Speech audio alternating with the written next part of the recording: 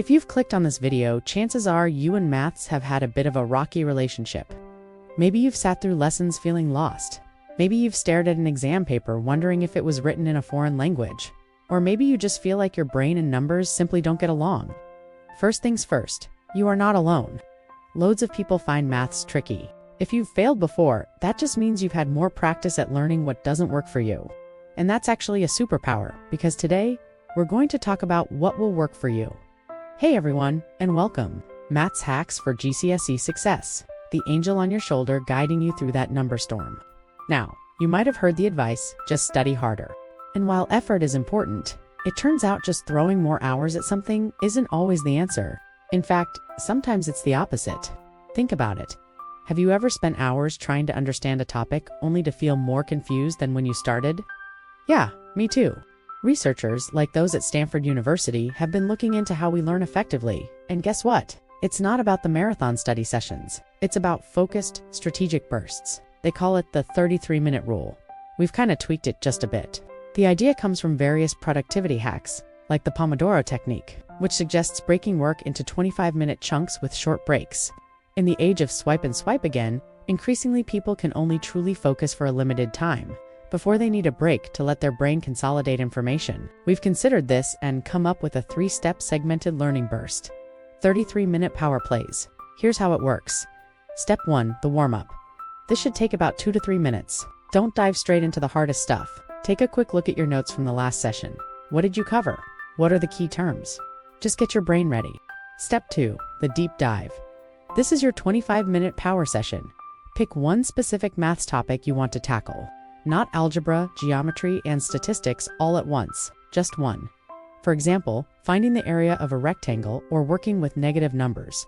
During these 25 minutes, you are absolutely laser-focused. No phone, no TikTok, no notifications, no swiping. Work through examples. Watch a quick tutorial, or try a few practice questions. Really try to understand why the method works, not just memorize it.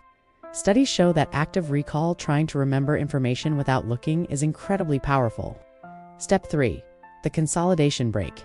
This should be about 5 to 8 minutes, and it is crucial. Step away from the maths, get a drink, stretch, stare out the window, do something completely different.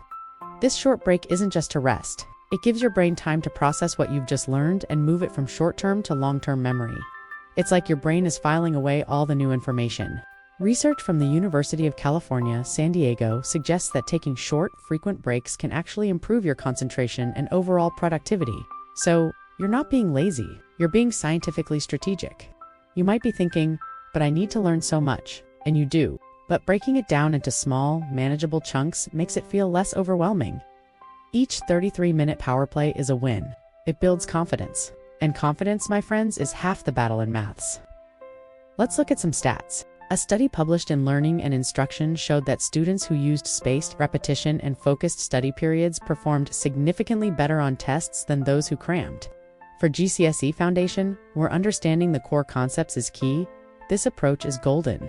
Think of it like this. If you tried to eat a whole cake in one go, you'd feel sick. But if you eat a slice, enjoy it, then come back for another later. It's much more enjoyable and digestible. Maths is the same. One topic at a time, one power play at a time. Another quick tip. Don't be afraid to make mistakes. Seriously. Every mistake is a learning opportunity. If you get a question wrong, don't just move on. Figure out why you got it wrong. Was it a calculation error? Did you misunderstand the question? That's where the real learning happens. Embrace the errors. Your challenge for the next week? Try 3 of these 33-minute power plays. Pick 3 different topics you find tricky. Maybe it's rounding numbers. Maybe it's finding a percentage of an amount. Or maybe it's understanding basic probability. And remember, the goal isn't to become a maths genius overnight. The goal is consistent, focused effort that builds understanding and confidence over time. You've got the ability, you've got the drive, because you're still trying. Now you've got a smarter way to study. Go smash those numbers. Thanks for watching. Let me know in the comments what topic you're going to tackle first. Subscribe. Go on, I dare you to.